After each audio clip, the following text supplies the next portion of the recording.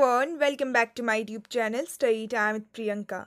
So today in this video we are going to continue your 11th chapter of class 12 history book, that is Mahatma Gandhi and the Nationalist Movement. So ये video इस chapter का second part है and आज के इस video में हम इस चैप्टर के सेकंड टॉपिक को डिस्कस करने वाले हैं. So before starting the second topic, I hope कि आप लोगों ने फर्स्ट पार्ट को ज़रूर देखा होगा, जिसमें हम लोगों ने इस चैप्टर के इंट्रोडक्शन को एंड फर्स्ट टॉपिक को बहुत ही अच्छी तरीके से डिस्कस किया था. बट अगर अभी तक आप लोगों ने फर्स्ट पार्ट नहीं देखा है देन आप डायरेक्टली आई बटन को क्लिक करके इस चैप्टर के फर्स्ट पार्ट को देख सकते हैं. सो नाउ अब हम लोग सेकंड टॉपिक को डिस्कस करना स्टार्ट करते हैं. So the name of the second topic is the making and unmaking of non-cooperation. So इस टॉपिक में हम लोग नॉन कॉपरेशन मूवमेंट के बारे में डिस्कस करने वाले हैं.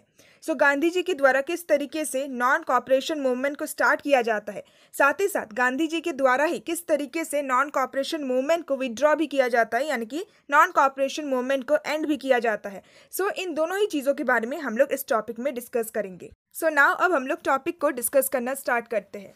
सो सबसे पहले हमें चंपारण सत्याग्रह के बारे में बता रखा है. सो जैसे कि लास्ट टॉपिक के लास्ट लाइन में हम लोगों ने ये डिस्कस किया था कि जब दिसंबर 1916 में लखनऊ में इंडियन नेशनल कांग्रेस का एनुअल सेशन होता है, सो उसी दौरान महात्मा गांधी को चंपारण में रहने वाले जो इंडिगो पीजेंट्स थे, सो उनके ऊपर ब्रिटिशर्स के द्वारा जो हार्श ट्रीटमेंट किया जाता था, जो ब्रिटिश इंडिगो प्लांटर्स थे, सो उनके द्वारा पीजेंट्स के ऊपर जो कुछ भी अत्याचार किया जाता था, सो उन सारी चीज़ों के बारे में महात्मा गांधी को पता लगता है.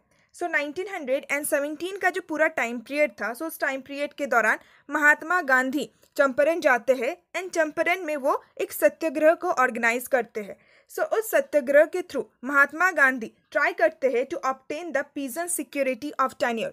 सो जो इंडिगो पीजेंट्स थे, जो कि इंडिगो को प्लांट्स करते थे अपने फील्ड में, सो उन लोगों को अपने फील्ड में राइट मिले, उन लोगों को अपने फील्ड में सिक्योरिटी मिले, साथ ही साथ उनके पास ये फ्रीडम हो कि वो अपने चॉइस के क्रॉप्स को प्रोड्यूस कर सकते हैं, कल्टीवेट कर सकते हैं. सो इन दोनों डिमांड के साथ महात्मा गांधी के द्वारा चंपारण में एक सत्याग्रह मूवमेंट को लीड किया जाता है, उसको लॉन्च किया जाता है. सो वैसे में तो ये चंपारण सत्याग्रह अपने आप में एक बहुत ही बड़ा टॉपिक है, बट जैसे कि इस चैप्टर में हम लोग नेशनलिस्ट मूवमेंट के बारे में पढ़ेंगे, बट हमारा फोकस होगा खासकर महात्मा गांधी के ऊपर. सो इसी वजह से हम लोग इन सारे मूवमेंट्स को डिटेल वे में डिस्कस नहीं करेंगे. हम लोग सिर्फ और सिर्फ ये डिस्कस करेंगे कि महात्मा गांधी ने इन सारे मूवमेंट्स में कौन से इंपॉर्टेंट रोल को प्ले किया है. सो यहाँ पे हमें सिर्फ और सिर्फ ये बात याद रखना है कि 1917 के टाइम पीरियड के दौरान महात्मा गांधी के द्वारा चंपारण, जो कि बिहार में है, सो वहाँ पे एक सत्याग्रह मूवमेंट को ऑर्गेनाइज किया जाता है, जिसके थ्रू वहाँ पे जो पीजेंट्स थे, सो उनको उनके लैंड में सिक्योरिटी मिले एंड वो लोग अपने चॉइस के क्रॉप्स को उगा सकते हैं, कल्टीवेट कर सकते हैं. सो इस डिमांड को महात्मा गांधी के द्वारा ब्रिटिशर्स के सामने रखा जाता है. सो ये महात्मा गांधी का पहला मूवमेंट था इंडिया में. ना नेक्स्ट हमें अहमदाबाद मेल स्ट्राइक के बारे में बता रखा है. सो नेक्स्ट ईयर यानी कि 1918 में ही महात्मा गांधी के द्वारा एक नहीं बल्कि और दो कैंपेन को लीड किया जाता है और दो आंदोलन को लीड किया जाता है अपने ही होम टाउन में, यानी कि गुजरात में. सो फरवरी 1918 में महात्मा गांधी के द्वारा अहमदाबाद में भी एक सत्याग्रह को स्टार्ट किया जाता है, जिसमें वो डिमांड करते हैं for the better working condition for the textile mill workers. So textile mill में काम करने वाले जो वर्कर्स थे, सो उनका जो वर्किंग कंडीशन है वो थोड़ा सा अच्छा हो एंड साथ ही साथ उनके द्वारा जो बोनस का डिमांड किया गया था, सो इस डिमांड को भी महात्मा गांधी सपोर्ट करते हैं और महात्मा गांधी उन सारे वर्कर्स के साथ एक स्ट्राइक को लॉन्च करते हैं, एक सत्याग्रह को लॉन्च करते हैं अहमदाबाद में. एंड फिर उसी साल यानी कि 1918 में ही महात्मा गांधी के द्वारा और एक सत्याग्रह मूवमेंट को स्टार्ट किया जाता है खेदा में, जिसको खेदा सत्याग्रह कहा जाता है. सो 1918 में महात्मा गांधी के द्वारा खेदा सत्याग्रह को भी लॉन्च किया जाता है फॉर द फार्मर्स. सो उस एरिया में रहने वाले जो फार्मर्स थे, जो पीजेंट्स थे, सो वो लोग ब्रिटिश गवर्नमेंट से ये डिमांड कर रहे थे कि इस साल जो हमारे ऊपर टैक्स को लगाया गया है, सो उस टैक्स से हमें रिलीफ मिल जाए, हमें छूट मिल जाए, क्योंकि इस साल हमारा जो हार्वेस्ट है, जो क्रॉप है, वो फेल हो गया है, अच्छे से प्रोडक्शन नहीं हुआ है. सो इस डिमांड को भी महात्मा गांधी सपोर्ट करते हैं एंड फिर वो ब्रिटिश गवर्नमेंट के सामने डिमांड करते हैं कि इस साल इन सारे फार्मर्स को छूट मिल जाए, इनको टैक्स ना पे करना पड़े या फिर टैक्स में थोड़ा सा रिडक्शन हो जाए. सो इस तरीके से महात्मा गांधी के द्वारा 1917 एंड 1918 के टाइम पीरियड के दौरान तीन इम्पॉर्टेंट मूवमेंट या फिर कैंपेन को लीड किया जाता है.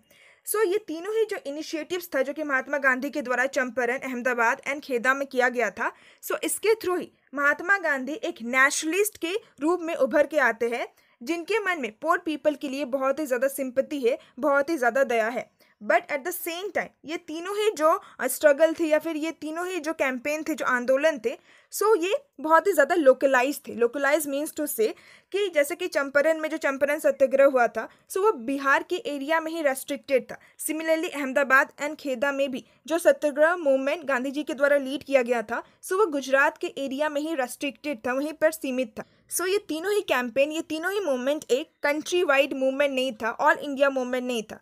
सो अगर महात्मा गांधी जी को पूरे ही इंडिया के लोगों को एक साथ यूनाइट करना था, अगर महात्मा गांधी को पूरे ही इंडिया के लोगों को इंडियन नेशनल मूवमेंट में पार्टिसिपेट करवाना था, सो इस वजह से महात्मा गांधी के लिए एक ऑल इंडिया मूवमेंट को लीड करना, लॉन्च करना बहुत ही ज़्यादा ज़रूरी था, जिसके थ्रू इंडिया में रहने वाले जो सारे ही लोग हैं, चाहे वो किसी भी कास्ट से बिलोंग करते हैं, किसी भी रिलीजन से बिलोंग करते हैं, किसी भी रीजन से बिलोंग करते हैं, सो सारे ही लोग इंडियन इंडिपेंडेंस मूवमेंट में पार्टिसिपेट करें ना। नेक्स्ट हमें रॉलेट एक्ट के बारे में बता रखा है। सो 1914 से लेकर 1918 का जो टाइम पीरियड था, सो उस टाइम पीरियड के दौरान ग्रेट वार चल रहा था, यानी कि फर्स्ट वर्ल्ड वार चल रहा था। सो उस दौरान ब्रिटिश गवर्नमेंट के द्वारा इंडिया में क्या किया गया था, सो इंडिया में जो प्रेस था, सो प्रेस के ऊपर सेंसरशिप लगाया गया था। दैट मीन्स कि जो इंडियन प्रेस है, सो वो ब्रिटिश गवर्नमेंट के अगेंस्ट में कुछ भी पब्लिश नहीं कर सकता है, कुछ भी नहीं छाप सकता है। साथ ही साथ ब्रिटिश गवर्नमेंट के द्वारा ये परमिशन दिया गया था दैट डिटेंशन विदाउट ट्रायल, यानी कि अगर किसी व्यक्ति के ऊपर किसी तरीके का शक होता है या फिर कोई भी व्यक्ति ब्रिटिश गवर्नमेंट के अगेंस्ट में कुछ भी रिवॉल्ट करता है, कुछ भी विद्रोह करता है, सो सारे इंडियन लोगों को आप अरेस्ट कर सकते हो, उसको कैद कर सकते हो बिना किसी ट्रायल के, यानी कि बिना किसी कार्रवाई के। सो जनरली क्या होता है कि अगर किसी भी पर्सन को अरेस्ट किया जाता है, अगर उस पर शक होता है, देन उसको सबसे पहले अरेस्ट किया जाता है एंड फिर उसको जज के सामने पेश किया जाता है। एंड अगर वो सच में गिल्टी होता है, सच में अगर वो दोषी होता है, तभी उसको पनिशमेंट दिया जाता है, ऐसे में उसको रिलीज कर दिया जाता है। सो ये जो नॉर्मल प्रोसेस था, सो इसको सस्पेंड कर दिया गया एंड ब्रिटिश गवर्नमेंट के द्वारा ये परमिशन दिया गया कि जिसके ऊपर भी आपको शक हो रहा है, सो उसको आप डायरेक्टली जेल में बंद कर सकते हो, उसको आप डायरेक्टली अरेस्ट कर सकते हो। सो ये दो परमिशन दिया गया था ब्रिटिश गवर्नमेंट के द्वारा फर्स्ट वर्ल्ड वार के टाइम पीरियड के दौरान। एंड ब्रिटिश गवर्नमेंट के द्वारा इंडिया में ये दोनों ही ऑर्डर इसीलिए पास किया जाता है ताकि फर्स्ट वर्ल्ड वार के टाइम पीरियड के दौरान ब्रिटिशर्स को इंडिया से कोई भी प्रॉब्लम ना फेस करना पड़े, इंडिया में कोई भी रिवॉल्ट वगैरह ना हो जाए, विद्रोह वगैरह ना हो जाए। सो इसी वजह से ब्रिटिश गवर्नमेंट के द्वारा ये दोनों ही ऑर्डर्स इंडिया में पास किया जाता है ताकि जो ब्रिटिशर्स है वो लोग अपना full focus first world war की तरफ ही दे सके और इस वार को जीत सके। बट जब 1918 में फर्स्ट वर्ल्ड वार ख़त्म हो जाता है, सो वार ख़त्म होने के बाद भी ब्रिटिश गवर्नमेंट नहीं चाहते थे कि ये दोनों ही जो ऑर्डर दिया गया है इंडिया में, सो इसको ख़त्म किया जाए। सो इस वजह से ब्रिटिश गवर्नमेंट के द्वारा एक कमेटी को बैठाया जाता है एंड जिसके चेयरमैन थे सर सिडनी रॉलेट। सो इस कमेटी के रिकमेंडेशन के अकॉर्डिंग एक न्यू एक्ट को पास किया जाता है इंडिया में, जिसको रॉलेट एक्ट कहा जाता है। सो रॉलेट एक्ट के थ्रू ब्रिटिशर्स इन दोनों ही ऑर्डर्स को इंडिया में कंटिन्यू रखना चाहते थे। सो इस एक्ट के अगेंस्ट में इंडियन पीपल बहुत ही ज़्यादा एग्रेसिव हो जाते हैं एंड फिर इंडियन पीपल के द्वारा एक बहुत ही बड़ा प्रोटेस्ट किया जाता है। सो नाउ नेक्स्ट हम लोग वही डिस्कस करेंगे about a movement against the Rowlatt act. So Rowlatt act के अगेंस्ट में इंडियंस के द्वारा जो मूवमेंट या फिर जो कैंपेन किया जाता है, सो उसके बारे में हम लोग डिस्कस करेंगे। सो रॉलेट एक्ट के रिस्पॉन्स में महात्मा गांधी के द्वारा रॉलेट एक्ट के अगेंस्ट में एक कंट्री वाइड कैंपेन को लॉन्च किया जाता है, यानी कि एक आंदोलन को, एक मूवमेंट को लॉन्च किया जाता है। सो इस मूवमेंट में क्या होता है, नॉर्थ एंड खासकर वेस्ट इंडिया में जो टाउन्स थे, सो वहाँ पे जो लाइफ था वो स्टैंड स्टिल हो जाता है, यानी कि वहाँ पे सब कुछ रुक जाता है। सो जब महात्मा गांधी के द्वारा बंद को कॉल किया गया, यानी कि महात्मा गांधी के द्वारा ये कहा गया कि सब कुछ बंद कर दो, सभी लोग इस मूवमेंट में पार्टिसिपेट करो रॉलेट एक्ट के अगेंस्ट में। सो खासकर नॉर्थ एंड वेस्टर्न इंडिया में जितने भी शॉप्स थे, सो सारी शॉप्स को शट डाउन कर दिया जाता है एंड जितने भी स्कूल्स थे, सो स्कूल्स को भी क्लोज कर दिया जाता है। एंड ये जो प्रोटेस्ट था अगेंस्ट द रॉलेट एक्ट, सो ये पंजाब में हमें बहुत ही ज़्यादा देखने को मिलता है। एंड इसका रीज़न क्या था, सो फर्स्ट वर्ल्ड वार में कई सारे ऐसे लोग थे, कई सारे ऐसे सिपाहीज थे, यानी कि जो इंडियन सोल्जर्स थे, सो वो लोग पंजाब से ही बिलोंग करते थे, जो कि ब्रिटिशर्स के साइड से इस वार में फाइट कर रहे थे। यानी कि ब्रिटिशर्स वर्ल्ड वार फर्स्ट में फाइट करने के लिए कई सारे इंडियन ट्रूप्स, इंडियन सोल्जर्स को अपने साथ अलग अलग कंट्रीज़ में लेके जा रहे थे। सो कई सारे जो इंडियन सोल्जर्स थे, सो वो पंजाब से ही बिलोंग करते थे। सो जब फर्स्ट वर्ल्ड वार में ब्रिटिशर्स को जीत मिल जाती है, सो सारे ही इंडियन सोल्जर्स को ये लगता है कि हमें रिवॉर्ड मिलेगा, ब्रिटिश गवर्नमेंट के द्वारा हमें कुछ ना कुछ रिवॉर्ड मिलेगा। बट जब वो इंडिया आके देखते हैं कि हमें रिवॉर्ड नहीं बल्कि हमें तो रोलेट एक्ट मिल गया है, हमारे पास फिर भी जो थोड़ा बहुत फ्रीडम था सो वो फ्रीडम भी हमसे छीन लिया गया है। सो इसी वजह से पंजाब में हमें कुछ ज़्यादा ही प्रोटेस्ट देखने को मिलता है। सो गांधी जी जब पंजाब जा रहे थे सो उस दौरान गांधी जी को डिटेन कर लिया जाता है, यानी कि उनको अरेस्ट कर लिया जाता है। एंड इसके अलावा जो भी उस एरिया के प्रोमिनेंट लोकल कांग्रेसमैन थे सो उन सारे कांग्रेसमैन को भी अरेस्ट कर लिया जाता है। एंड इसके बाद हमें इस मूवमेंट का एक ब्लडी क्लाइमैक्स देखने को मिलता है। सो नेक्स्ट हमें जालियन बाग मैसेकर के बारे में बता रखा है। सो पंजाब में ये जो सिचुएशन था वो और भी ज़्यादा बुरा हो जाता है, वो और भी ज़्यादा टेंस हो जाता है। एंड इसके बाद हमें पंजाब में एक ब्लडी क्लाइमैक्स देखने को मिलता है। सो अमृतसर में 13 अप्रैल 1919 में, जो कि बैसाखी का दिन था, सो उस दिन अमृतसर में जो जालियनवाला बाग है सो वहाँ पे कई सारे जो सिख पीपल थे वे लोग इकट्ठा हुए थे बैसाखी के पर्व को सेलिब्रेट करने के लिए। एंड जैसे कि उस एरिया में मार्शल लॉ को इम्पोज किया गया था ब्रिटिश गवर्नमेंट के द्वारा, सो इस वजह से एक जो ब्रिटिश ब्रिगेडियर थे जिनका नाम था जनरल डायर, सो वो अपने ट्रूप्स को ऑर्डर देते हैं to open fire on the nationalist meeting. So general Dyer को ये लगता है कि जालियनवाला बाग में कई सारे ऐसे इंडियन पीपल है, नेशनलिस्ट लीडर है, जो कि ब्रिटिश गवर्नमेंट के अगेंस्ट में कुछ प्लानिंग कर रहे, कुछ मीटिंग्स वगैरह कर रहे। सो इस शक के बिना पे जो जनरल डायर थे वो अपने ट्रूप्स को ऑर्डर दे देते हैं कि उस बाग में जितने भी लोग हैं सो सबके ऊपर फायर स्टार्ट कर दो। एंड वो जो बाग था उसमें सिर्फ और सिर्फ एक ही एंट्री गेट था।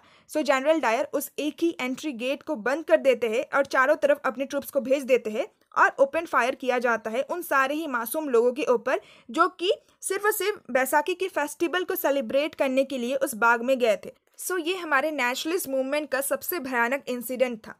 सो ऑफिशियल डॉक्यूमेंट्स के अकॉर्डिंग उस दिन लगभग 400 लोगों की जान गई थी, 400 लोगों को मार दिया गया था। एंड इसी मैसेकर को, इसी हत्याकांड को जालियनवाला बाग मैसेकर कहा जाता है। ना नेक्स्ट हमें ये बता रखा है that it was the Rowlatt Satyagraha that made Gandhi ji a truly national leader. So वो रोलेट सत्याग्रह ही था जिसके थ्रू गांधी जी एक ट्रूली नेशनल लीडर बनते हैं। सो इससे पहले गांधी जी के द्वारा जो 3 कैंपेन को लॉन्च किया गया था, चंपारण में, अहमदाबाद में एंड खेदा में, सो ये तीनों ही कैंपेन लोकलाइज्ड कैंपेन थे। बट ये जो रोलेट सत्याग्रह था सो ये एक कंट्री वाइड कैंपेन था जिसमें कंट्री के सारे ही लोग इन्वॉल्व थे। सो रोलेट सत्याग्रह के थ्रू ही गांधी जी एक ट्रूली नेशनल लीडर बनते हैं। सो विद दिस हम लोगों ने रोलेट एक्ट के बारे में डिस्कस किया, साथ ही साथ गांधी जी का एंड इंडियन पीपल का क्या रिस्पॉन्स था रोलेट एक्ट के अगेंस्ट में। एंड इस मूवमेंट में जो एक ब्लडी क्लाइमैक्स हमें देखने को मिलता है that is the Jallianwala Bagh massacre, so उसके बारे में हम लोगों ने डिस्कस किया। ना नेक्स्ट हमें नॉन कॉपरेशन मूवमेंट के बारे में बता रखा है। सो ये टॉपिक बहुत ही ज़्यादा इंपॉर्टेंट है, कई बार एग्जाम में नॉन कॉपरेशन मूवमेंट से रिलेटेड क्वेश्चन पूछा जाता है।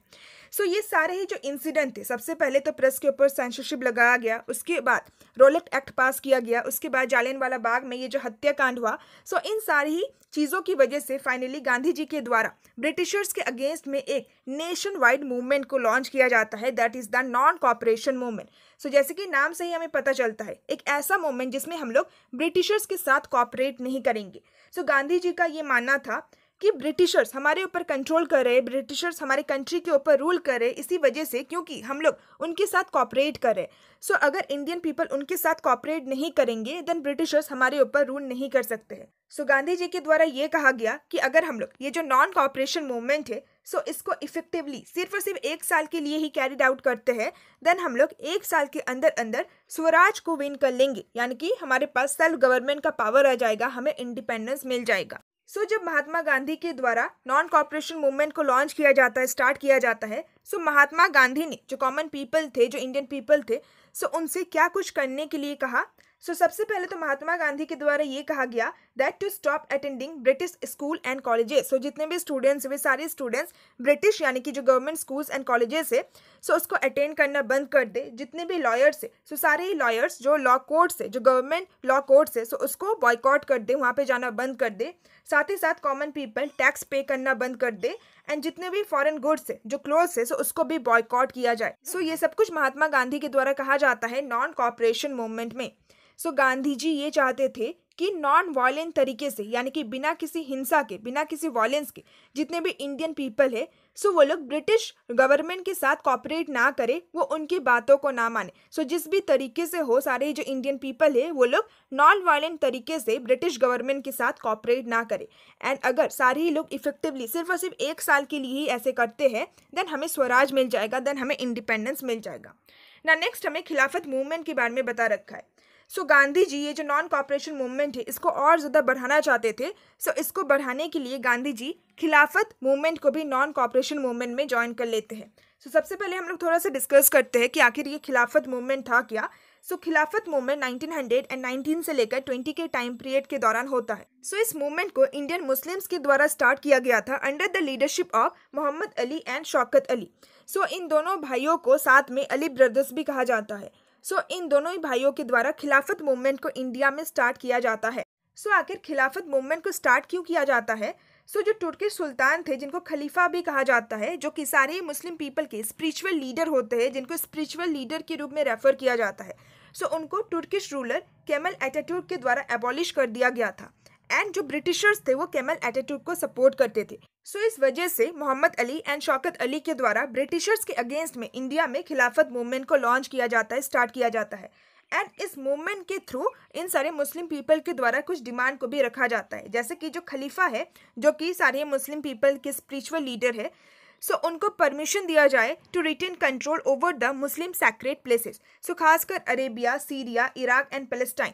सो ये 4 जो मुस्लिम सैक्रेड प्लेसेस है, जो पवित्र स्थान है, सो इन सारी जगहों पे खलीफा का जो कंट्रोल है वो मेंटेन रहे।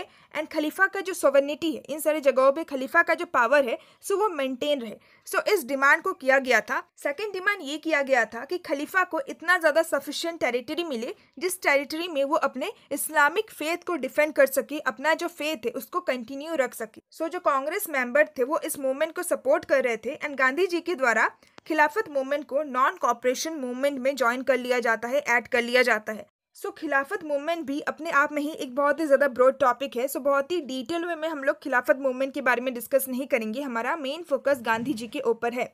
सो आपको ये याद रखना है कि गांधी जी नॉन कॉपरेशन मूवमेंट को और ज़्यादा लार्ज करने के लिए खिलाफत मूवमेंट को भी नॉन कॉपरेशन मूवमेंट के साथ ऐड कर लेते हैं।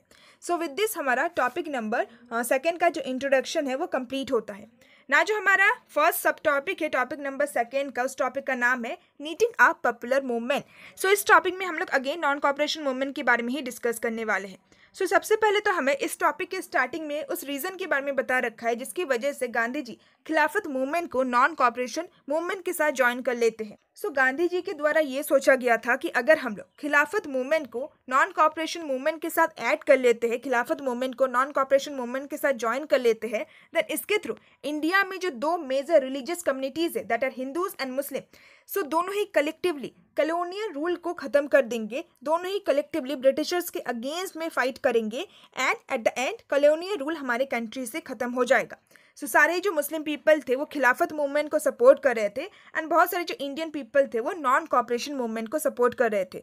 सो अगर हिंदू एंड मुस्लिम दोनों ही पीपल यूनाइट हो जाते हैं, देन ब्रिटिशर्स को हम लोग बहुत ही आसानी से अपने कंट्री से बाहर निकाल सकते हैं। सो इसी रीज़न की वजह से गांधी जी के द्वारा खिलाफत मूवमेंट को सपोर्ट किया जाता है ना। नेक्स्ट में अगेन नॉन कॉपरेशन मूवमेंट के बारे में बता रखा है कि आखिर नॉन कॉपरेशन मूवमेंट में होता क्या है। सारे ही लोग नॉन कॉपरेशन मूवमेंट में आखिर कर क्या रहे थे, नॉन कॉपरेशन मूवमेंट को किस तरीके से इफेक्टिवली कैरिड आउट किया जा रहा था। सो सबसे पहले तो जितने भी स्टूडेंट्स थे, सो सारे स्टूडेंट्स स्कूल्स एंड कॉलेजेस जाना बंद कर देते हैं, जो कि ब्रिटिश गवर्नमेंट के द्वारा रन किया जा रहा था। सो जितने भी गवर्नमेंट स्कूल्स एंड कॉलेजेस थे, सो उन सारे स्कूल्स एंड कॉलेजेस में इंडियन स्टूडेंट्स जाना बंद कर देते हैं। साथ ही साथ जितने भी लॉयर्स थे, सो सारे ही लॉयर्स लॉ कोर्ट को भी अटेंड करने से रिफ्यूज़ कर देते हैं। एंड जो वर्किंग क्लास थे, सो वो भी कई सारे इंपॉर्टेंट टाउन्स एंड सिटीज़ में स्ट्राइक करते हैं अगेंस्ट द ब्रिटिशर्स। सो लगभग हमें 1921 में 396 स्ट्राइक्स देखने को मिलता है, जिसमें लगभग 6 लाख से भी ज़्यादा वर्कर्स इन्वॉल्व थे। एंड लगभग 7 मिलियन वर्क डेज का लॉस होता है ब्रिटिशर्स को।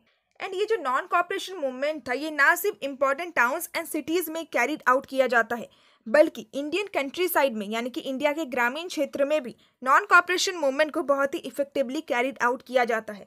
जैसे कि फॉर एग्जांपल नॉर्थन आंध्रा में रहने वाले जो हिल ट्राइब्स पीपल थे, सो वो लोग फॉरेस्ट लॉ को वायलेट करते हैं। सो ब्रिटिश गवर्नमेंट के द्वारा कुछ फॉरेस्ट लॉ को भी बनाया गया था। सो हिल ट्राइब्स के जो पीपल थे वो उन सारे फॉरेस्ट लॉ को ब्रेक कर देते हैं। सो इस तरीके से वो ब्रिटिश गवर्नमेंट के साथ कॉपरेट नहीं कर रहे थे। इसके अलावा अवध में रहने वाले जो फार्मर्स थे वो टैक्स को पे करने से मना कर देते हैं। एंड साथ ही साथ कुमाऊं में रहने वाले जो पीजेंट्स थे वो कॉलोनियल ऑफिशियल्स के लोड्स को कैरी करने से रिफ्यूज कर देते हैं। सो जितने भी पीजेंट्स वर्कर्स एंड जो दूसरे पीपल थे, सो सारे ही लोग एक्ट कर रहे थे, रिस्पॉन्ड कर रहे थे upon the call to non cooperate with the colonial rule. So जिस भी तरीके से हो जो कि उन्हें बेस्ट सूट कर रहा था, सो उस तरीके से वो ब्रिटिश रूल या फिर कॉलोनियल रूल के साथ नॉन कॉपरेट करने की कोशिश कर रहे थे। सो सारे ही लोगों के द्वारा नॉन कॉपरेशन मूवमेंट में पार्टिसिपेट किया जाता है। सो इसी वजह से नॉन कॉपरेशन मूवमेंट एक कंट्री वाइड मूवमेंट था। सो महात्मा गांधी के जो एक अमेरिकन बायोग्राफर थे जिनका नाम था लुइस फिशर, सो उनके द्वारा ये कहा गया था that non cooperation became the name of an epoch in the life of India and of Gandhi ji. यानी कि non cooperation Mahatma Gandhi and India के लाइफ का एक एरा बन चुका था, एक युग बन चुका था। साथ ही साथ उनके द्वारा ये भी कहा गया that non cooperation was negative enough to be peaceful but positive enough to be effective.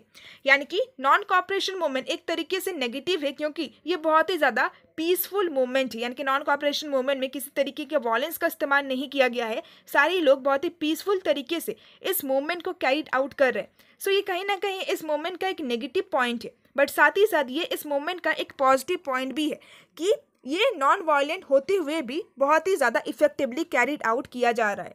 सो ये लुइस फिशर के द्वारा कहा गया था ना। नेक्स्ट हमें चौरी चौरा इंसिडेंट के बारे में बता रखा है जिस वजह से नॉन कॉपरेशन मूवमेंट को महात्मा गांधी के द्वारा विड्रॉ किया जाता है। सो फरवरी 1922 में कुछ ग्रुप ऑफ पीजेंट्स के द्वारा चौरी चौरा के एक विलेज में एक पुलिस स्टेशन था। सो उस पुलिस स्टेशन के ऊपर अटैक किया जाता है एंड उस पुलिस स्टेशन को जला दिया जाता है। एंड उस टाइम पीरियड में चौरी चौरा यूनाइटेड प्रोविंस में था एंड आज के टाइम पीरियड में चौरी चौरा यूपी एंड उत्तरांचल में है। सो उस पुलिस स्टेशन के अंदर में कुछ कांस्टेबल थे, कुछ पुलिसमैन थे। सो इस आग के कारण वे सारे ही कांस्टेबल मर जाते हैं। सो इस वायलेंस को देखते हुए महात्मा गांधी के द्वारा इस नॉन कॉपरेशन मूवमेंट को विड्रॉ कर लिया जाता है, कॉल ऑफ कर लिया जाता है। सो कई सारे जो दूसरे नेशनलिस्ट लीडर थे वो इवन महात्मा गांधी को क्रिटिसाइज भी करते हैं कि सिर्फ और सिर्फ एक छोटे से इंसिडेंट के लिए महात्मा गांधी के द्वारा इतने बड़े मूवमेंट को विड्रॉ कर लिया जाता है। बट महात्मा गांधी के द्वारा ये कहा जाता है कि चाहे किसी भी रीजन की वजह से इन सारे पीजेंट्स के द्वारा कांस्टेबल्स के ऊपर अटैक किया गया था, पुलिस स्टेशन के ऊपर आग लगाया गया था, बट कोई भी जो रीजन है, कोई भी जो कारण है वो इस ब्रूटल मर्डर को जस्टिफाई नहीं करता है। इतने सारे कांस्टेबल की जो मृत्यु हुई, सो इस मर्डर को जस्टिफाई नहीं करता है। सो इस वजह से महात्मा गांधी के द्वारा नॉन कॉपरेशन मूवमेंट को विड्रॉ कर लिया जाता है ना। नेक्स्ट हमें नॉन कॉपरेशन मूवमेंट के कॉन्सिक्वेंसेस के बारे में बता रखा है। सो जब नॉन कॉपरेशन मूवमेंट फेल हो जाता है, सो इसका क्या परिणाम निकलता है, इसका क्या रिजल्ट निकलता है। सो नॉन कॉपरेशन मूवमेंट के दौरान लगभग थाउजेंड्स ऑफ जो इंडियन पीपल थे, सो उनको जेल में डाल दिया गया था। सो जैसे कि कई सारे इंडियन पीपल टैक्स पे नहीं कर रहे थे, अपने कॉलोनियल रूलर्स के बात को नहीं मान रहे थे। सो इस वजह से लगभग थाउजेंड्स ऑफ इंडियंस पीपल को जेल में डाल दिया गया था। एंड इनफैक्ट महात्मा गांधी को भी मार्च 1922 में अरेस्ट कर लिया गया एंड उनके ऊपर कुछ सेडिशन को चार्ज किया गया। सो वो जज जो कि महात्मा गांधी के केस की सुनवाई कर रहे थे, जिनका नाम था जस्टिस C.N. ब्रूमफील्ड, सो उनके द्वारा ये कहा गया था that since Mahatma Gandhi had violated the law, it was obligatory for the bench to sentence him to 6 years imprisonment. यानी कि महात्मा गांधी ने जैसे कि लॉ को वायलेट किया है, लॉ को तोड़ा है, सो इस वजह से ये हमारे लिए कंपलसरी है, जजेस के लिए कंपलसरी है कि हमें लगभग 6 साल का जो इम्प्रिजनमेंट की सजा है, सो वो हमें महात्मा गांधी को सुनाना ही पड़ेगा। If the course of events in India should make it possible for the government to reduce the period and release you, no one will be better pleased than I. But साथ ही साथ उस जज के द्वारा ये भी कहा गया कि अगर इंडिया में कुछ ऐसा इवेंट होता है, कुछ ऐसा सिचुएशन आ जाता है जिसकी वजह से गवर्नमेंट के लिए पॉसिबल हो कि आपका जो सजा है उसको कम किया जाए और आपको रिलीज़ किया जाए, देन मुझसे ज़्यादा और कोई भी खुश नहीं होगा। सो जो व्यक्ति महात्मा गांधी जी को सजा दे रहे, सो वही व्यक्ति ये होप कर रहे हैं कि कुछ भी तरीके से अगर इनका जो सजा है वो कम हो जाए, देन मुझसे ज़्यादा और खुश कोई भी नहीं होगा। सो इसी से आपको महात्मा गांधी जी का पॉपुलैरिटी का अंदाज़ा मिल गया होगा कि ना सिर्फ इंडियन पीपल महात्मा गांधी को बहुत ही ज़्यादा रिस्पेक्ट करते थे, बट इवन जो ब्रिटिश जज थे, सो वो भी महात्मा गांधी जी की बहुत ही ज़्यादा रिस्पेक्ट करते थे। So with this topic number 2.1 complete होता है ना। हमारा नेक्स्ट सब टॉपिक है topic number 5.2 a people's leader. So Mahatma Gandhi को पीपल्स का लीडर कहा गया, यानी कि वो कॉमन पीपल के एक लीडर थे। सो उसके बारे में हम लोग डिस्कस करेंगे। सो इस टॉपिक में हम लोग खासकर महात्मा गांधी के कुछ क्वालिटीज़ के बारे में डिस्कस करने वाले हैं। सो 1922 तक महात्मा गांधी ने इंडियन नेशनलिज्म का जो आइडिया था, जो कॉन्सेप्ट था, उसको चेंज करके रख दिया, उसको ट्रांसफॉर्म करके रख दिया।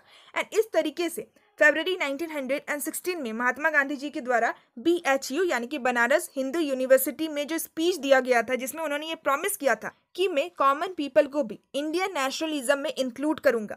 सो 1922 तक महात्मा गांधी जी ने अपने इस प्रॉमिस को फुलफिल कर दिया था, अपने इस प्रॉमिस को पूरा कर दिया था। सो नॉन कॉपरेशन मूवमेंट में कई सारे जो कॉमन पीपल थे, सो वो लोग भी इंक्लूडेड थे। सो इस तरीके से महात्मा गांधी ने अपना जो पहला प्रॉमिस था, सो उसको फुलफिल किया। सो अब जो नेशनलिस्ट मूवमेंट था, अब जो इंडियन नेशनलिज्म था, सो ये ना सिर्फ प्रोफेशनल्स एंड इंटेलेक्चुअल्स पीपल का एक मूवमेंट था, बल्कि 100,000 ऑफ पीजेंट्स यानी कि लगभग लाखों पीजेंट्स, वर्कर्स एंड जो आर्टिशंस थे, सो वो भी अब इंडियन नेशनलिस्ट मूवमेंट में पार्टिसिपेट कर रहे थे। ना नेक्स्ट में बता रखा है about the simplicity of Mahatma Gandhi. सो महात्मा गांधी कितना ज़्यादा सिंपल थे, किस तरीके से वो अपने लाइफ को बहुत ही ज़्यादा सिंपल तरीके से बिताते थे। सो नेक्स्ट हमें उसके बारे में बता रखा है। सो काफ़ी सारे लोग गांधी जी की बहुत ही ज़्यादा रिस्पेक्ट करते थे, गांधी जी को पूछते थे, एंड उन सारे लोगों के द्वारा गांधी जी को महात्मा कहा जाने लगा। महात्मा यानी कि महान आत्मा। सो इससे पहले सभी लोग गांधी जी को सिंपली गांधी जी ही कहते थे, बट जब उनके द्वारा नॉन कॉपरेशन मूवमेंट को लीड किया जाता है एंड 1917 से लेकर 22 के बीच में उनके द्वारा जो कुछ भी काम वगैरह किया जाता है, सो उसके बाद से कॉमन पीपल उनको महात्मा गांधी कहने लगते हैं। साथ ही साथ कॉमन पीपल के द्वारा महात्मा गांधी जी को बहुत ही ज़्यादा अप्रिशिएट किया जाता है for the fact that he dress like them. So Mahatma Gandhi ना सिर्फ कहते थे कि मैं जो कॉमन पीपल है, जो पोर पीपल है, उनके दुख तकलीफ को समझता हूँ, बल्कि उनकी तरह वो ड्रेस भी करते थे ताकि उनके कंडीशन में वो जी सके। सो महात्मा गांधी जी पोर पीपल की तरह, कॉमन पीपल की तरह ड्रेस पहनते थे, उनकी तरह रहते थे, एंड इवन उनके लैंग्वेज में ही बोलते थे। सो दूसरे जो नेशनलिस्ट लीडर थे, सो वो इंग्लिश में अपना स्पीच वगैरह देते थे। सो कई सारे जो कॉमन पीपल थे वो तो इलिटरेट थे, उनको समझ में भी नहीं आता था, बट जो महात्मा गांधी थे वो लोगों से उन्हीं के लैंग्वेज में बात करते थे। सो इससे कॉमन पीपल बहुत ही ज़्यादा फैमिलियर महसूस करते थे महात्मा गांधी जी से। वो उनकी तरह पहनते थे, उनकी तरह रहते थे, उनकी तरह बोलते थे। सो इससे उनको बहुत ही क्लोजनेस वाला फीलिंग आता था कि महात्मा गांधी हमारे जैसे ही लोग हैं और हमारी प्रॉब्लम को, हमारी कंडीशन को महात्मा गांधी समझ सकते हैं। सो इसी वजह से महात्मा गांधी जी को बहुत ही ज़्यादा अप्रिशिएट किया जाता था कॉमन पीपल के द्वारा। इसके अलावा दूसरे नेशनलिस्ट लीडर जो कि कॉमन पीपल के अधिकारों की बात तो करते थे, बट वो खुद कॉमन पीपल के साथ कभी भी बात नहीं करते थे, उनके साथ टाइम स्पेंड नहीं करते थे। सो उन सारे लीडर्स के कंपैरिजन में महात्मा गांधी कॉमन पीपल के साथ बातचीत करते थे, उनकी प्रॉब्लम्स को, उनके कंडीशन को समझने की कोशिश करते थे। महात्मा गांधी के मन में कॉमन पीपल के लिए, पोर व्यक्तियों के लिए बहुत ही ज़्यादा सिंपैथी था, एंड वो खुद उनके साथ ही अपने आप को आइडेंटिफाई करते थे। सो उनका जो आइडेंटिफिकेशन था, सो वो उनके ड्रेस से ही रिफ्लेक्ट होता था। सो दूसरे नेशनलिस्ट लीडर जो कि फॉर्मली वेस्टर्न सूट पहनते थे या फिर इंडियन बंदगला पहनते थे, बट महात्मा गांधी एक नेशनलिस्ट लीडर होते हुए भी, एक लॉयर होते हुए भी सिंपली एक बहुत ही सिंपल वाइट कलर का धोती पहनते थे। सो उनके ड्रेसिंग स्टाइल से ही हमें पता लगता है कि महात्मा गांधी एक कॉमन पर्सन की तरह ही अपने लाइफ को बिताते थे एंड कॉमन पर्सन की तरह ही ड्रेस करते थे। सो उनके ड्रेसिंग सेंस को देखकर हम लोग उनको आइडेंटिफाई कर सकते थे।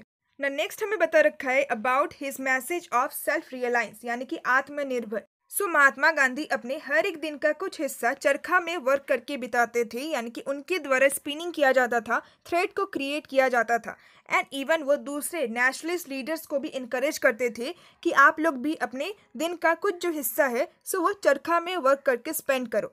सो इसके थ्रू वो सेल्फ रियलाइंस का मैसेज देने की कोशिश करते थे, यानी कि हमें खादी प्रोडक्ट का इस्तेमाल करना चाहिए, हमें खुद से काम करना चाहिए, हमें अपने क्लोथ्स को खुद ही क्रिएट करना चाहिए। सो इसके थ्रू वो खादी क्लोथ्स को प्रमोट कर रहे थे।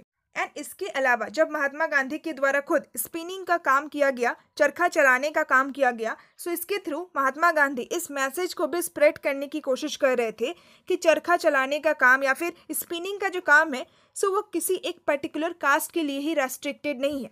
सो कोई भी जो काम होता है वो छोटा बड़ा नहीं होता है, किसी भी कास्ट के लोग किसी भी काम को परफॉर्म कर सकते हैं। सो इंडिया में एक जो पुराना एक जो ट्रेडिशनल कास्ट सिस्टम का आइडिया था, एक जो बाउंड्रीज था between the mental labour and manual labour, so इस बाउंड्रीज को गांधी जी ब्रेक करने की कोशिश कर रहे थे। मेंटल लेबर बेसिकली ऐसे लोगों को कहा जाता है जो कि अपने माइंड का इस्तेमाल करते हैं काम करने के लिए, अपने इंटेलेक्चुअल्स का इस्तेमाल करते हैं। वेरेस मैनुअल लेबर ऐसे लेबर को कहा जाता है जो कि अपने हाथ पैरों का इस्तेमाल करते हैं काम करने के लिए, जिनके द्वारा लेबर वर्क किया जाता है। सो इन सारे लोगों के बीच में जो डिफरेंस था, सो इस डिफरेंस को हटाने की कोशिश कर रहे थे महात्मा गांधी। सो महात्मा गांधी के द्वारा खुद चरखा चलाने का काम किया जाता था, स्पिनिंग का काम किया जाता था। सो इसके थ्रू महात्मा गांधी इन दोनों ही आइडियाज़ को प्रमोट करने की कोशिश करते थे। ना नेक्स्ट हमें कुछ र्यूमर्स के बारे में बता रखा है जो कि महात्मा गांधी से रिलेटेड था, जो कि उस टाइम पीरियड के दौरान स्प्रेड हो रहा था। सो कई सारे जो र्यूमर्स थे, जो अफवाहें थी, सो वो भी स्प्रेड हो रहा था अबाउट हिज मिरेकुलस पावर्स, यानी कि महात्मा गांधी के पास कुछ मिरेकुलस पावर है, कुछ शक्तियाँ है। सो ऐसे कुछ र्यूमर्स, ऐसे कुछ अफवाहें भी उस टाइम पीरियड के दौरान बहुत ही ज़्यादा स्प्रेड हो रहे थे। जैसे कि फॉर एग्जाम्पल कुछ लोगों के द्वारा ये कहा गया कि महात्मा गांधी को एक किंग के द्वारा भेजा गया है ताकि फार्मर्स का जो दुख तकलीफ है, फार्मर्स का जो कष्ट है, सो उन सारे कष्ट को, उन सारे दुख तकलीफ को महात्मा गांधी दूर कर सके। सो इस वजह से एक राजा के द्वारा महात्मा गांधी को इंडिया में भेजा गया है। साथ ही साथ महात्मा गांधी के पास इतना ज़्यादा पावर है कि वो लोकल ऑफिशियल्स को भी ओवर रूल कर सकते हैं। और एक र्यूमर ये स्प्रेड हो रहा था कि महात्मा गांधी के पास जो पावर है, सो वो इंग्लिश मोनार्क के पावर से भी सुपीरियर है। महात्मा गांधी के पास बहुत ही ज़्यादा पावर है as compare to the power of the English monarch. And Mahatma Gandhi के अराइवल से अलग अलग डिस्ट्रिक्ट में जो कॉलोनियल रूलर्स है, सो वो उन सारे डिस्ट्रिक्ट को छोड़ के भाग जाएंगे। साथ ही साथ उस टाइम पीरियड के दौरान कुछ स्टोरीज भी स्प्रेड हो रहा था, जैसे कि वे सारे लोग जो कि महात्मा गांधी को अपोज कर रहे हैं, महात्मा गांधी को क्रिटिसाइज कर रहे हैं, सो इसकी वजह से उन्हें एक बहुत ही भयानक कॉन्सिक्वेंसेस झेलना पड़ेगा, इसका उनको एक बहुत ही भयानक रिजल्ट को फेस करना पड़ेगा। जैसे कि कुछ लोगों के द्वारा ये कहा गया कि वे सारे लोग जो कि महात्मा गांधी को क्रिटिसाइज कर रहे हैं, सो उन सारे लोगों का जो घर है वो बहुत ही मिस्टीरियस तरीके से गिर जा रहा है, या फिर उनका जो क्रॉप है वो अचानक से फेल हो जा रहा है, बिना किसी रीज़न के फेल हो जा रहा है। सो ऐसे कुछ स्टोरीज भी हमें देखने को मिल रहे थे, ऐसे कुछ र्यूमर्स, ऐसे कुछ अफवाहें हमें देखने को मिल रहे थे। नेक्स्ट हमें बता रखा है about the concept of saviour. So Mahatma Gandhi ji को एक सेवियर के रूप में रिकॉग्नाइज किया गया, एक रक्षक के रूप में रिकॉग्नाइज किया गया। सो गांधी जी इतना ज़्यादा पॉपुलर बन चुके थे among the poor and common person कि गांधी जी को अलग अलग नामों से बुलाया जाने लगा, जैसे कि Gandhi Baba, Gandhi Maharaj and simply Mahatma. So Gandhi ji Indian peasant के लिए एक सेवियर के रूप में अपीयर हो रहे थे, एक रक्षक के रूप में अपीयर हो रहे थे, जो कि उन्हें हाई टैक्सेस से बचाएगा, ऑफिशियल्स का जो ऑपरेसिव रूल है उससे बचाएगा, एंड उनका जो डिग्निटी है, यानी कि उनका जो मान सम्मान है, सो गांधी जी उनके डिग्निटी को रीस्टोर करेंगे एंड उनको पावर प्रोवाइड करेंगे टू देयर लाइफ्स, यानी कि पीजन्स अपने लाइफ को अपने तरीके से जी सकते हैं। सो इस पावर को भी गांधी जी के द्वारा प्रोवाइड किया जाएगा। सो गांधी जी को एक सेवियर के रूप में रिकॉग्नाइज किया गया। नेक्स्ट हमें बता रखा है अबाउट द एस्थेटिक लाइफस्टाइल, यानी कि गांधी जी का जो एक सिंपल लाइफस्टाइल होता था, सो उसके बारे में हमें बता रखा है। सो गांधी जी का अगर हम लोग कास्ट देखते हैं, सो कास्ट से वो एक मर्चेंट थे एंड बाय प्रोफेशन वो एक लॉयर थे। बट गांधी जी का जो सिंपल लाइफस्टाइल था एंड उनका जो अपने काम के प्रति प्रेम था, वो अपने हाथों से ही अपना सारा काम करते थे।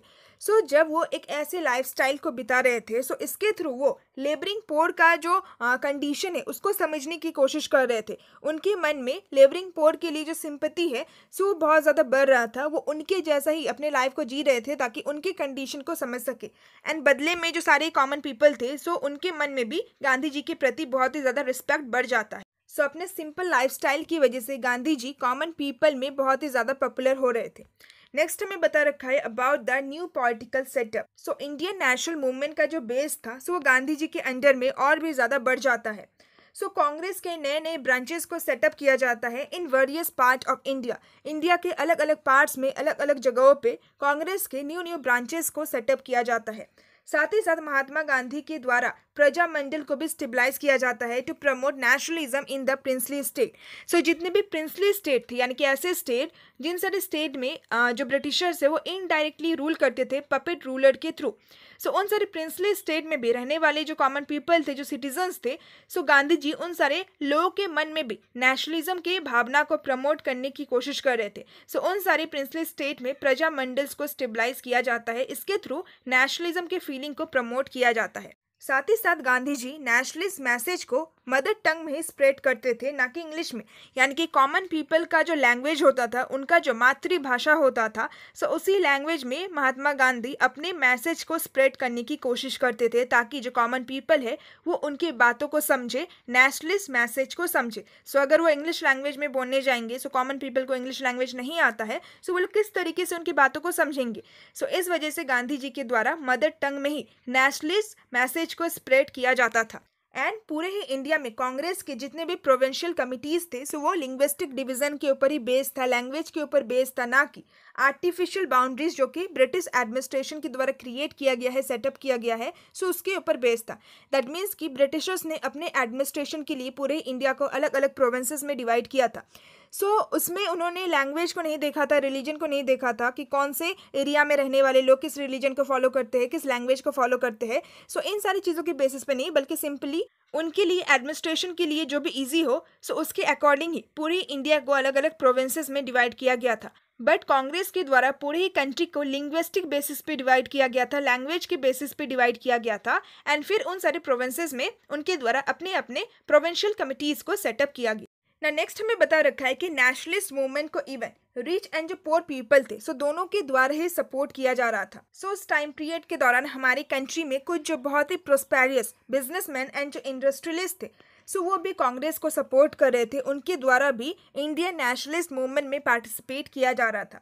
सो इंडियन एंटरप्रेन्योर्स यानी कि जो इंडियन बिजनेसमैन थे, सो उनके द्वारा ये सोचा जाता है कि अगर इंडिया फ्री हो जाता है, देन हम लोग ब्रिटिश कंपटीटर से जो भी चैलेंज फेस कर रहे थे, सो ये चैलेंज खत्म हो जाएगा। एंड ब्रिटिश गवर्नमेंट के द्वारा ब्रिटिश जो बिजनेसमैन थे, सो उनको जो एक स्पेशल प्रिविलेज दिया जाता था, उनको जो एक फेवर दिया जाता था जो कि वो लोग इंजॉय करते थे, सो वो भी खत्म हो जाएगा। सो इसके थ्रू हमारा जो बिजनेस है वो बहुत ही ज़्यादा ग्रो करेगा। सो इस वजह से इंडियन एंटरप्रेन्योर्स कांग्रेस को सपोर्ट करते हैं, इंडियन नेशनलिस्ट मूवमेंट को सपोर्ट करते हैं। सो कुछ एंटरप्रेन्योर जैसे कि जी.डी. बिरला, सो ये ओपनली नेशनल मूवमेंट को सपोर्ट कर रहे थे। ना नेक्स्ट हमें कुछ दूसरे लीडर्स के बारे में बता रखा है। सो 1917 से लेकर 1922 के बीच में कई सारे जो हाईली टैलेंटेड इंडियंस पीपल थे, सो वो गांधी जी के साथ अटैच होते हैं, गांधी जी के साथ जुड़ते हैं। जैसे कि for example Mahadev Desai, Vallabh Bhai Patel, J B. Kripalani, Subhash Chandra Bose, Abdul Kalam Azad, Jawaharlal Nehru, Sarojini Naidu, Govind Ballabh Pant and C Rajagopalachari. So ये सारे कुछ जो बहुत ही टैलेंटेड इंडियन पीपल थे, सो ये महात्मा गांधी जी के साथ जुड़ते हैं, इंडियन नेशनलिस्ट मूवमेंट में पार्टिसिपेट करते हैं। सो ये सारे जो लीडर्स थे, सो ये कंट्री के अलग अलग रीजन से बिलोंग करते थे और इनके द्वारा अलग अलग रिलीजियस ट्रेडिशन को फॉलो किया जाता था। सो ये सारे जो इंपॉर्टेंट लीडर्स थे, सो ये सारे ही लीडर्स ना सिर्फ खुद इस नेशनलिस्ट मूवमेंट में जुड़ते हैं, कांग्रेस को ज्वाइन करते हैं, बल्कि ये लोग कई सारे दूसरे इंडियंस को भी इंस्पायर करते हैं, मोटिवेट करते हैं कांग्रेस में जुड़ने के लिए और इंडियन इंडिपेंडेंस मूवमेंट में पार्टिसिपेट करने के लिए। नेक्स्ट हमें बता रखा है अबाउट सोशल रिफॉर्मर। सो गांधी जी ना सिर्फ एक पॉलिटिशियन थे, बल्कि एक सोशल रिफॉर्मर भी थे। सो गांधी जी के द्वारा जो भी सोशलिस्ट एक्टिविटीज़ को किया गया था, सो नेक्स्ट हम लोग उसके बारे में डिस्कस करेंगे। सो गांधी जी फरवरी 1924 में जेल से रिलीज होते हैं। एंड जैसे ही वो जेल से रिलीज होते हैं, सो उनके द्वारा अटेंशन दिया जाता है to the promotion of homespun cloth and abolition of untouchability. So jail से रिलीज होने के बाद गांधी जी के द्वारा कुछ सोशल वर्क के ऊपर अटेंशन दिया जाता है, कुछ सोशल वर्क के ऊपर फोकस किया जाता है, जैसे कि खादी प्रोडक्ट को प्रमोट करना एंड अनटचेबिलिटी को ख़त्म करना। सो एज आई सेड कि गांधी जी ना सिर्फ एक पॉलिटिशियन थे, ना सिर्फ एक लीडर थे, बल्कि एक सोशल रिफॉर्मर भी थे। वो सोसाइटी को रिफॉर्म करने की भी कोशिश कर रहे थे।